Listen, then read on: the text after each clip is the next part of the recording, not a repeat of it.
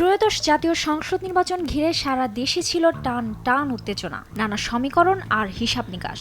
মাঠের লড়াই ছিল সমানে সমান, যেখানে প্রতিটি ভোটের জন্য প্রার্থীদের ঘাম ঝরাতে হয়েছে। কিন্তু নির্বাচনের চূড়ান্ত ফলাফল যখন সামনে এলো, তখন দেখা গেল এক বিরল ও অভূতপূর্ব দৃশ্য। সব জল্পনা কল্পনাকে হার মানিয়ে বাংলাদেশের নির্বাচনী ইতিহাসে এক অনন্য রেকর্ড গড়লেন বিএনপি মনোনীত প্রার্থী ও সাবেক স্বরাষ্ট্র প্রতিমন্ত্রী লুৎফুজ্জামান বাবর এবং জাতীয় নাগরিক পার্টির দক্ষিণাঞ্চলের অন্যতম কাণ্ডারি হাসনাত আব্দুল্লাহ। তারা শুধু জয়ী হননি, নিজেদের আসনের প্রতিটি ভোট কেন্দ্রে বিজয়ের এক অদম্য নজির তৈরি করেছেন। নেত্রকোনা ৪ আসন থেকে বাংলাদেশের জাতীয়তাবাদী দল বা বিএনপির মনোনীত প্রার্থী হিসেবে লড়েছেন সাবেক স্বরাষ্ট্র প্রতিমন্ত্রী লুৎফুজ্জামান বাবর। ৩ উপজেলা নিয়ে গঠিত এই আসনে মোট ১৫০টি ভোট কেন্দ্র ছিল।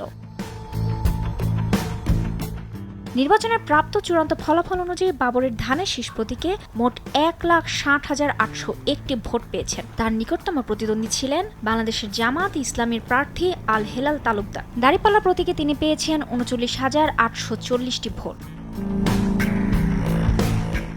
এই আসনের বিশেষত্ব হল বাবর তার নির্বাচনী এলাকার ১৫০টি কেন্দ্রের প্রতিটি কেন্দ্রেই জয়ের ধারা বজায় রেখেছেন। এই বিপুল ভোটের ব্যবধান এবং প্রতিটি কেন্দ্রে আধিপত্য বজায় রাখা বাবরের জনপ্রিয়তার এক নতুন মাপকাঠি তৈরি করেছে।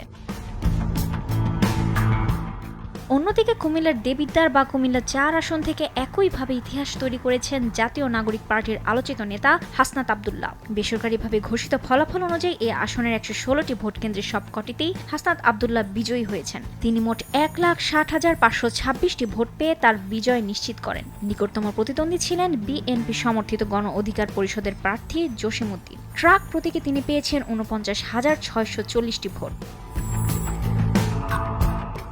উপজেলা নির্বাহী কর্মকর্তা রাকিবুল ইসলাম ১১৬টি কেন্দ্রের ফলাফলের ভিত্তিতে হাসনাত আব্দুল্লাহকে আনুষ্ঠানিকভাবে বিজয়ী ঘোষণা করেন।